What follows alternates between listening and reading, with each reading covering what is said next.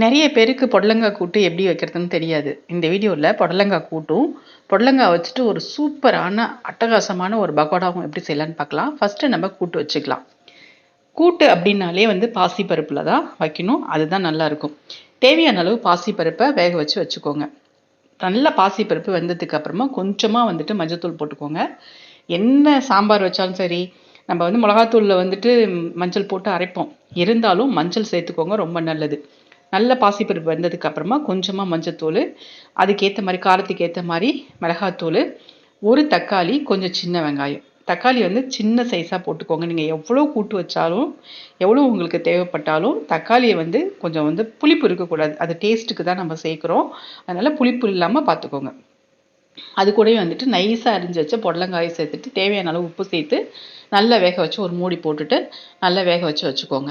இப்போ இந்த கூட்டுக்கு நீங்கள் என்ன கூட்டு வச்சாலும் இதே மெத்தடில் தான் வைக்கணும். கத்திரிக்காயில் கூட்டு வைக்கலாம், முட்டைகோஸில் கூட்டு வைக்கலாம். என்ன கூட்டு இருந்தாலும் நீங்கள் இதே மெத்தடில் வச்சுக்கோங்க.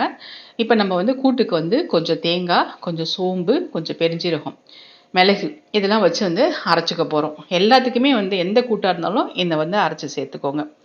நல்ல வெந்ததுக்கு அப்புறம் இது ஒரு இறக்கிறதுக்கு ஒரு 2 நிமிஷத்துக்கு முன்னாடி இந்த தேங்காய், மிளகு, ஜீரகம், பெருஞ்சீரகம், சோம்பு வச்சு அரைச்சி சேர்த்துக்கோங்க. இது நல்லா ஒரு 2 நிமிஷம் சிம்மில் வச்சு கொதிக்க விட்டுக்கோங்க. கொதிக்க விட்டுட்டு ஆஸ் யூஷுவல் நம்ம கருவடம் போட்டு தாளிச்சிக்க வேண்டியதான். கருவேப்பிலை போட்டு தாளிச்சிக்க வேண்டியதான். உங்ககிட்ட கருவடகம் இல்லை அப்படின்னாக்கா கொஞ்சம் ஜீரகம் போட்டு, கொஞ்சம் உளுத்தம்பருப்பு போட்டு, கருவேப்பிலை போட்டு, காஞ்ச மிளகாய் இருந்ததுன்னா ஒரு 2 கிள்ளி போட்டு தாளிச்சுக்கோங்க. ஸோ இப்போ கூட்டு ரெடி ஆகிடுச்சு. அடுத்தது நம்ம பக்கோடா செய்ய போகிறோம். பக்கோடாவுக்கு பார்த்தீங்கன்னாக்கா புடலங்காய் நல்லா நைஸாக அரைச்சிக்கோங்க. இதில் 65ம் போடலாம், பக்கோடாவும் போடலாம்.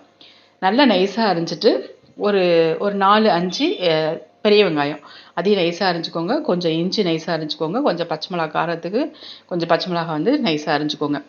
இந்த பக்கோடாவில் கருவேப்பிலை போட தேவையில்லை. நீங்கள் இதில் எவ்வளோக்கு எவ்வளோ அந்த புடலங்காய் நைஸாக அரைச்சிக்கிறீங்களோ அந்த அளவுக்கு உங்களுக்கு பக்கோடா உங்களுக்கு பிசைஞ்சு போடுறதுக்கு நல்லாயிருக்கும். இப்போ பக்கோடாவுக்கு நம்ம கடலை மாவு சேர்த்துக்கலாம். நீங்கள் என்ன பக்கோடா செஞ்சாலும் 1 கப்பு கடலை மாவு அப்படின்னா 1/4 கப்பு அரிசி மாவு சேர்த்துக்கோங்க. பக்கோடாவுக்கான கடலை மாவு அரிசி மாவு ரேஷியோ இதுதான். கொஞ்சமாக தேவையான அளவு உப்பு போட்டுக்கோங்க.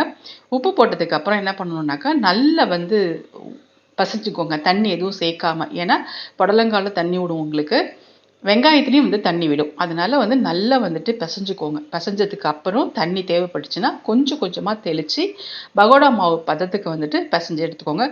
கொஞ்சம் கட்டியாகவே பிசைஞ்சு எடுத்துக்கோங்க. ஏன்னா இது இருக்க தண்ணி விடுறதுனால கொஞ்சம் மாவு இலகும். அதனால் நீங்கள் கொஞ்சம் கட்டியாகவே பிசைஞ்சுக்கோங்க.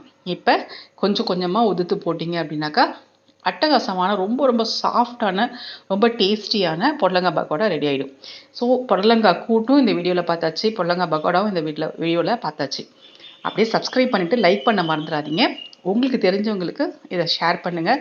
இந்த புடலங்காய் பக்கோடா கண்டிப்பாக ட்ரை பண்ணி பாருங்கள். ரொம்ப ரொம்ப நல்லாயிருக்கும். நீங்கள் கூட்டு வச்சு சாப்பிட்லனாலும் பரவாயில்ல, ஈவினிங் இந்த புடலங்காய் பக்கோடா பசங்களுக்கெல்லாம் நீங்கள் செஞ்சு கொடுங்க. ஏன்னா கூட்டுலாம் பசங்க சாப்பிட மாட்டாங்க.